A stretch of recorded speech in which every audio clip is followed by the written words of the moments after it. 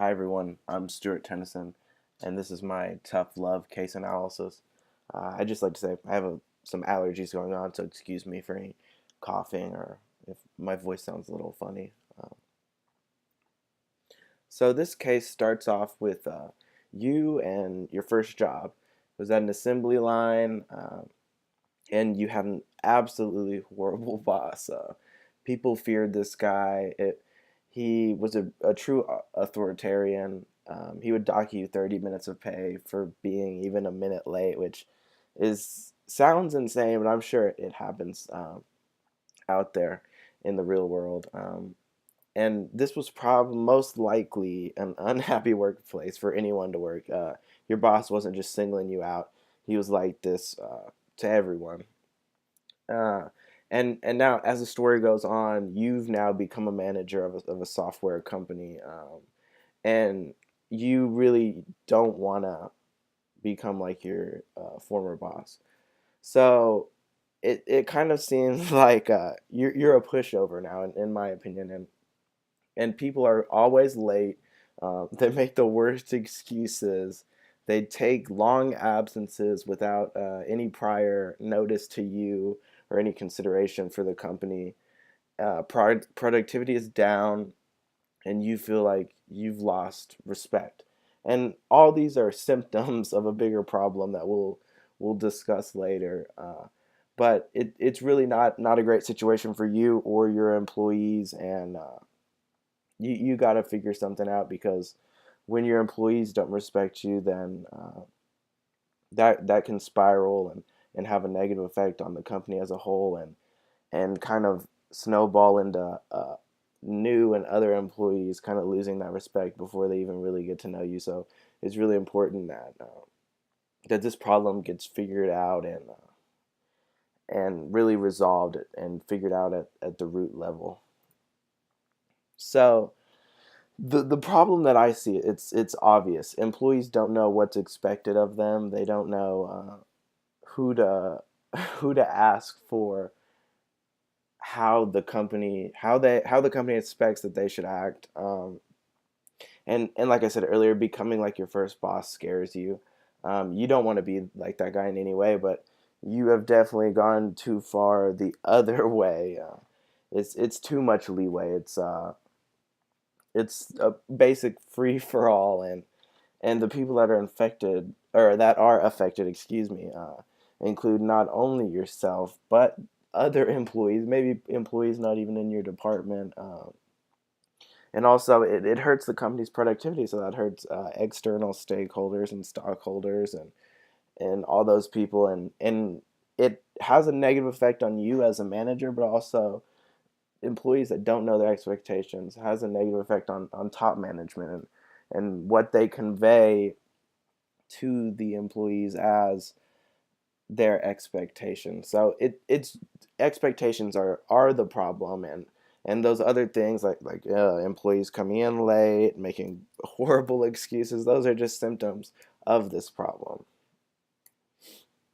So the first thing that came to my mind was send a memo. I mean, it sounds kind of boring and lame, but I think this is something that happens in the real world. I work for ExxonMobil, and we get memos all the time or short. I like to call them rants from my boss. So some of the positive things about a memo is it causes employees to self-reflect.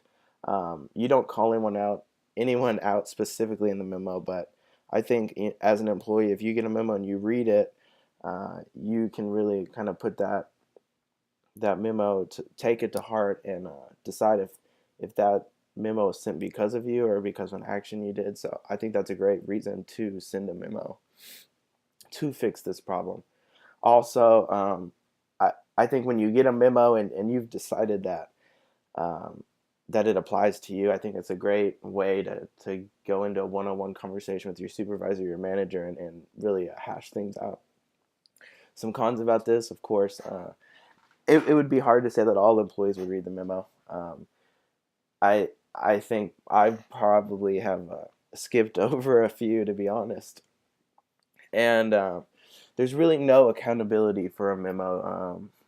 nothing to say that just because you read it or just because you feel like it applies to you, there's nothing to say that you have to change yourself or to change the way you work. uh, the second alternative I kind of came up with was to write a code of conduct. Again, not possibly not the sexiest of all choices, um, but I think it's a great option because this code of conduct will definitely hold employees accountable.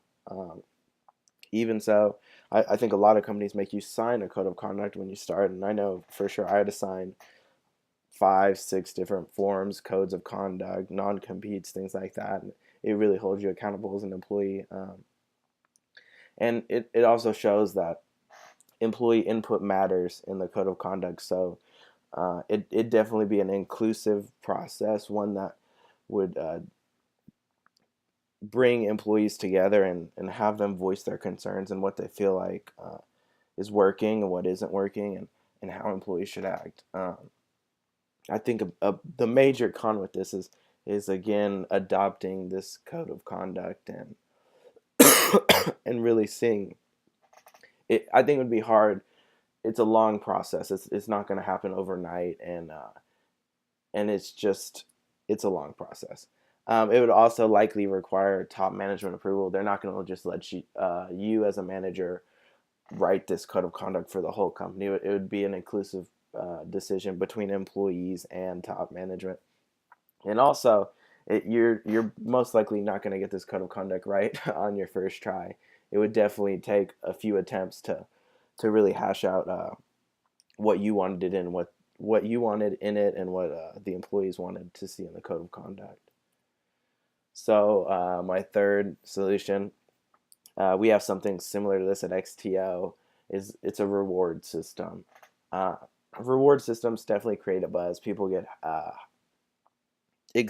feel excitement when they know that they're going to be rewarded for doing the right thing. And the great thing that I like about a reward system is that it's definitely an individual reward. So you're feeling that sense of accomplishment as an individual, and one bad apple isn't gonna stop you from feeling that.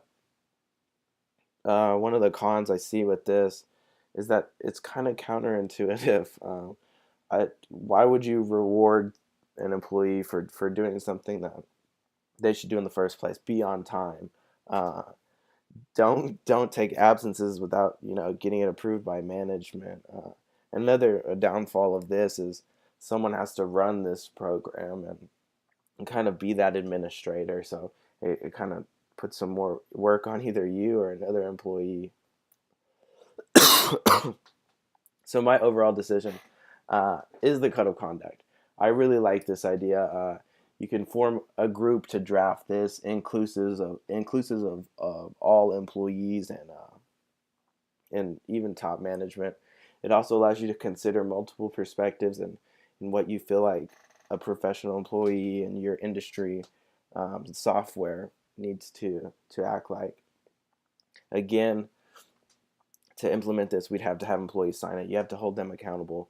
And then a big thing that I see as kind of an implementation phase is creating a catchphrase, something that you can put on hard hats and T-shirts, and it just kind of keeps that code of conduct at the center of everyone's attention throughout the work day.